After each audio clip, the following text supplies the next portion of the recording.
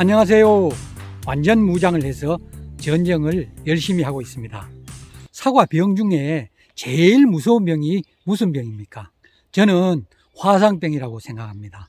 화상병에 감염되면은 사과원을 폐원을 해야 되기 때문에 가장 무섭죠.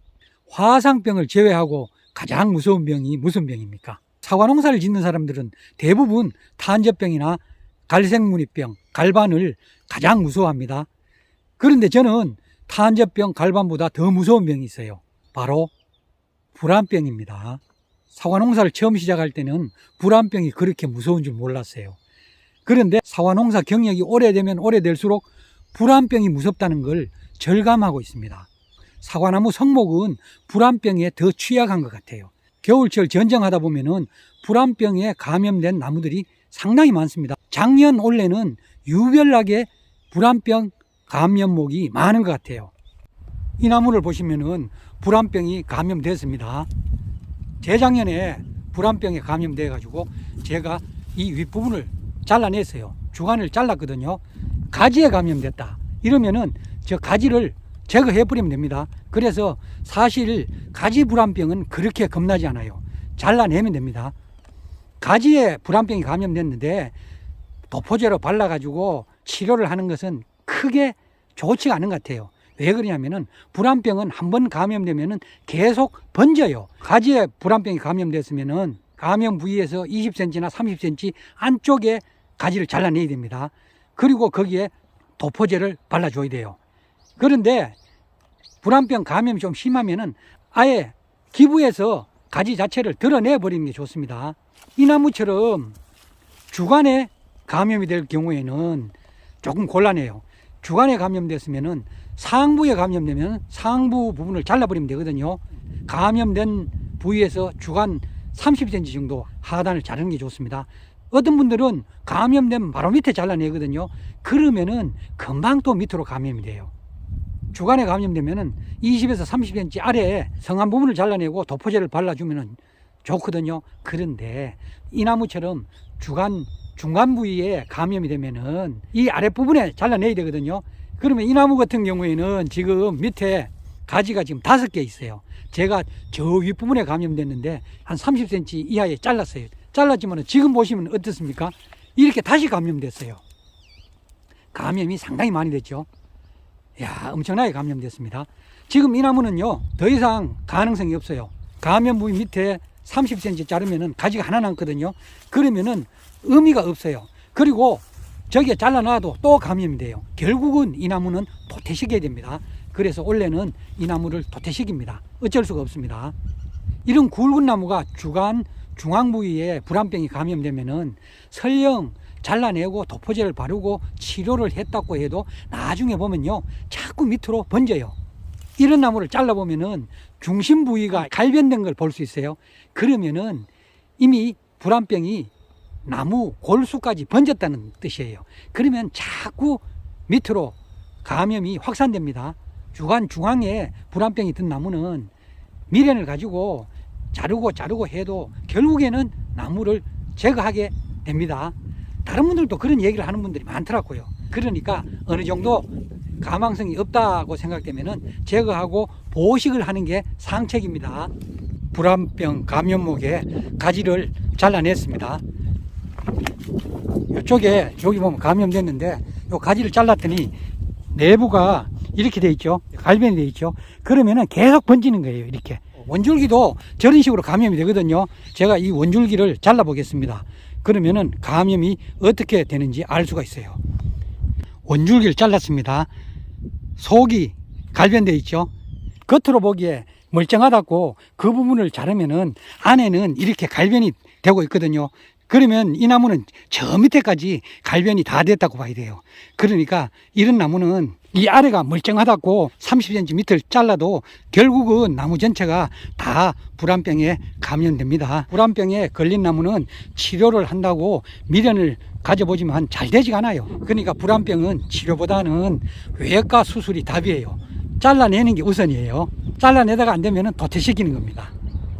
이 나무를 보시면은 이 가지가 원래 불안병에 감염됐는데 감염된 부위에서 20cm 정도 안에 잘라가지고 치료를 했거든요. 그런데도 치료가 제대로 되지 않고 불안병이 번져서 지금은 주간에 불안병이 다 감염이 돼 있어요.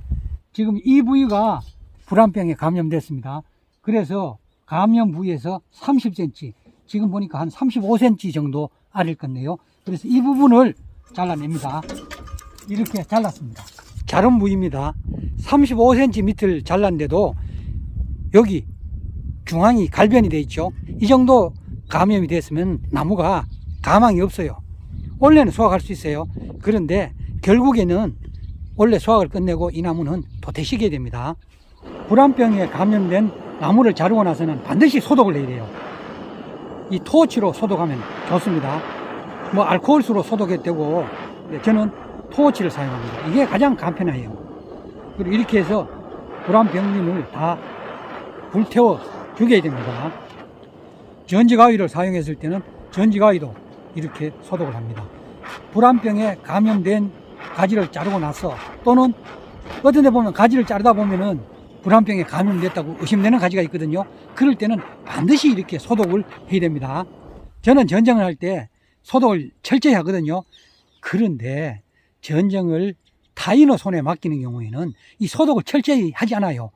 제가 아시는 분은 전정 인부들한테 맡겼는데 그에 불안병이 엄청나게 번졌다고 그래요. 이 소독을 철저히 안 해서 그렇거든요.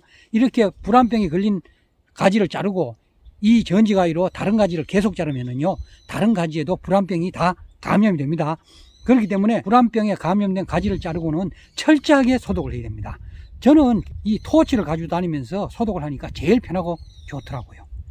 이 나무는 중간 윗부분이 불안병이 먹었습니다. 이렇게 보면은 360도 거의 다 감염이 됐거든요. 주간의 불안병은 조금만 감염됐을 때는 과거에는 네오소아지인을 도포를 했죠. 긁어내고 네오소아지인을 도포를 하면 되는데 그 약이 네오소아지인이 효과가 굉장히 좋습니다. 그런데 지금은 판매를 하지 않은 약이에요. 그래서 지금은 아템이나 불안제로 같은 약들을 도포를 해 주시면 됩니다. 그런데 이 나무는 그러기엔 너무 늦었어요. 그래서 저는 감염 부위에서 30cm 아래 주간을 잘라내려고 합니다. 그런데 이렇게 불안병이 들었으면은 이 나무는 이미 장기적으로는 가망이 없어요. 이 정도 불안병이 들었으면은 나무 중심부에도 불안병이 감염됐거든요. 그러면은 중심부를 따라서 자꾸 불안병이 이동해요. 이 나무는 30cm 밑을 잘라내도 영구지가 7개 정도 있기 때문에 중간 부분에서 잘라내고 당분간은 수확을 하는 게 좋을 것 같습니다. 여기 위를 잘라냈는데 밑에 가지가 2-3개 있으면은 완전히 도태시키는 게 좋습니다. 도태시키고 보호식을 하는 게 훨씬 경제적이에요. 자른 부위를 토치로 불소독을 좀 해줍니다. 여기에 불안병균이 감염되어 있을 수가 있기 때문에 불소독을 좀 해주고 도포제를 도포하면 됩니다. 절단 부위에 불로 소독을 하고 불안제로를 발랐습니다. 불안병 약이 마르고 난 뒤에 이렇게 톱시냄으로 도포를 해줍니다. 불안병에 감염된 가지를 잘랐습니다. 그런데 이 감염된 가지를 과수원에 놔놓고 파쇄기로 파쇄를 하는 경우에는 불안병균이 과수원에 그냥 남아 있습니다. 그래서 감염된 나무는 파쇄기로 파쇄하면 안 됩니다. 멀리 버리거나 이렇게 불로 태워버리는 게 가장 좋아요. 저는 이런 나무들을 모아가지고 태웁니다. 태울 수가 없으면 토치를 가져다니면서 이렇게 즉석에서 걸려서 불안병균을 제거하는 게 좋아요. 불안병목을 태우고 있습니다. 불안병이 든 가지는 불로 태우는 게 가장 좋아요. 그런데 과수원에서는 사실 태우기가 어렵거든요. 과수원에서 태우다 보면은 나무에 화기가 갈 수도 있고 자칫 잘못하면은 산불이 날 수도 있죠. 저는 이렇게 모아서 태웁니다.